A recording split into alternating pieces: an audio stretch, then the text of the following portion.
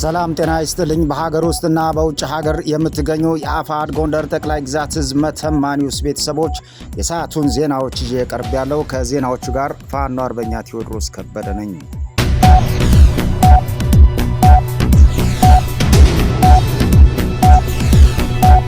በውስጣችን የነበሩ ልዩነቶችን ሁሉ ወደ ጋራ ጥቅምና ወደ ጋራ አንድነት በማምጣት ሰንኮፎቹን በመንቀል የፋኖ ትግል እርስ በርስ የመግባባትና አንድ የሆነ የጎንደር ፋኖ አደረጃጀት በቅርቡ ይፋ እናደርጋለን ሲል የአማራ ፋኖ ህዝባዊ ድርጅት ጎንደር ጠቅላይ ግዛት ዕዝ ዋና አዛዥ ራስ አርበኛ ደረጀ በላይ ከጣና ቲቪ ከጀግኖች አምባ ፕሮግራም ጋር ባደረገው ቃለ መጠይቅ አስታወቀም።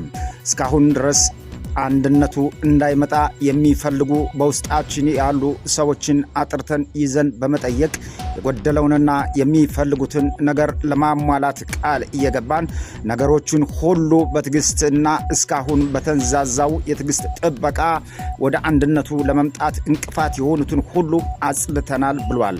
ራስ ደረጀ አርበኛ ከጣና ቲቪ ጋር ባደረገው ቃለ መጠይቅም ሲቀጥል በውስጣችን የጠላት ተልዕኮ የያዙ ወይም ትግሉ የተሰላቻቸውና ተስፋ የቆረጡ ሌቦች የያዙትን መሳሪያ ለጠላት በማስረከብ ዛሬ ከትግላችን ጸድተው ወጥተዋል ብሏል።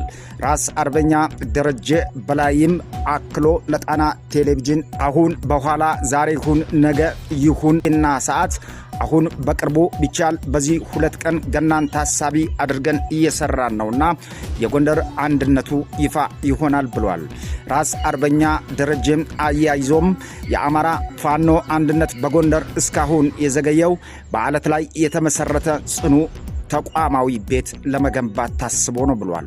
በዚህ ላይ ግን የአንድነቱን ጉዳይ ወደ ኋላ ያዘገዩ ወይም አንድነቱን የሚሸሹ ግለሰቦች አልነበሩም ለማለት አይቻልም።